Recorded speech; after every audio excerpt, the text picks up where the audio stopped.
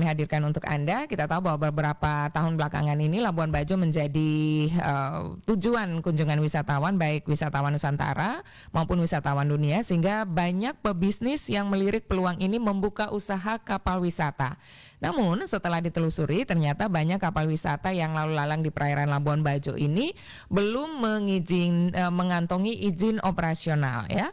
Data dari Dinas Perhubungan Kabupaten Manggarai Barat, ada berapa kapal yang belum mengantongi izin, karena kami dapat informasinya ada sekitar 90% ya. Nah, untuk mengetahui informasi selengkapnya pendengar, kami sudah terhubung dengan PLT Kadis Perhubungan Manggarai Barat, Dr. Andes Adrianus Gunawan.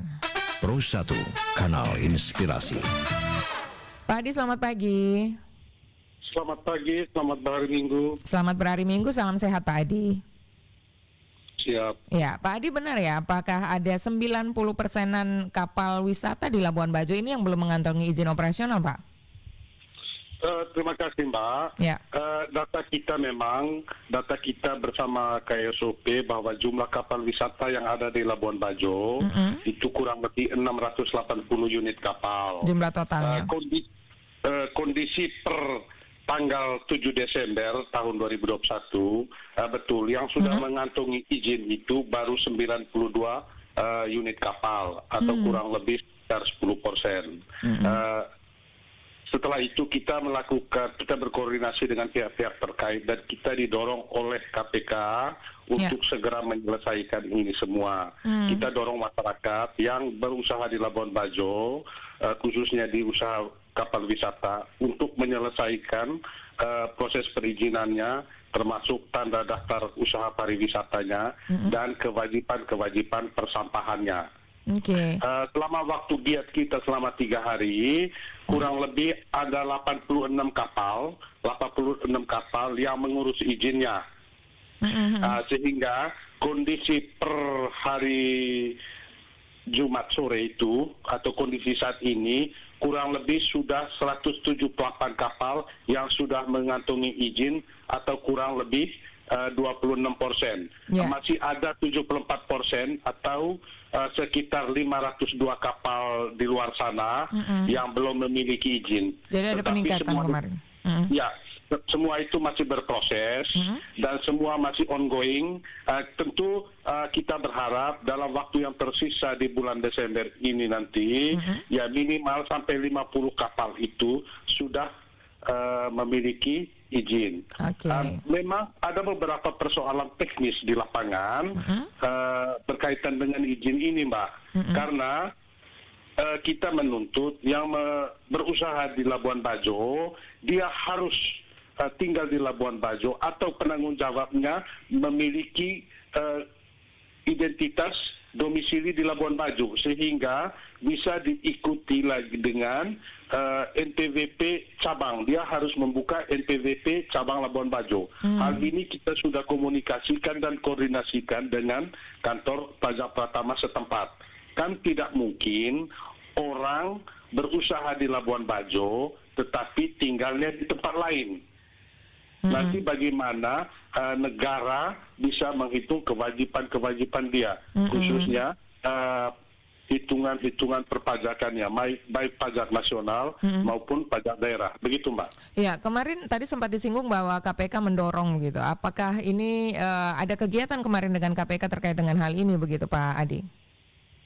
Siap. Kebetulan KPK sedang melakukan supervisi di Manggarai Barat dan mereka juga berkomitmen untuk mendorong percepatan peningkatan PAD di Kabupaten Manggarai Barat. Mereka memberikan masukan-masukan bagaimana mekanisme supaya semuanya ini dipercepat, bahwa satu sisi semua harus memiliki izin, semua harus on the track. Pada saat yang lain juga pelayanan-pelayanan masyarakat juga harus diutamakan. Sehingga atas arahan mereka untuk pelayanan pengurusan izin operasi ini dan pemenuhan kewajiban mereka, khususnya kewajiban persampahan dan daftar usaha pariwisata, kita melayani di satu tempat. Kita sudah berkoordinasi dengan KSOP setempat agar tidak boleh memberikan izin berlayar atau clearing kepada kapal-kapal yang belum clear and clean. Oke, ya. Jadi selain izin operasional, bagaimana dengan tanda daftar usaha pariwisatanya, Pak Adi? Apakah sudah lebih lengkap daripada surat izin operasionalnya? Itu dengan sendirinya belum, Mbak, karena otomatis. Tanda daftar usaha pariwisata itu dokumen terakhir setelah dia memenuhi kewajiban surat izin operasi dan memenuhi kewajiban persampahan. Ya, jadi kalau sudah mengurus itu akan ada satu paketnya begitu ya? Ya, dan itu pengurusan itu, Mbak, tidak lebih dari 5 menit. Kalau nominalnya berapa tadi, Pak? Ya, yang sudah urus izin 178. 178. Kalau misalnya mengurus izin dan lain-lain itu apakah biayanya cukup tinggi ya sampai banyak yang belum mengurus izin ini, Pak Adi? Nominalnya sebenarnya nominal untuk pengurusan izin ini tidak terlalu besar, Mbak. Kami sampaikan peraturan kita untuk JT 0 sampai 6 itu 1 juta per tahun. Oke. JT 7 sampai 34 2 juta per tahun. 35 ke atas itu 3 juta per tahun.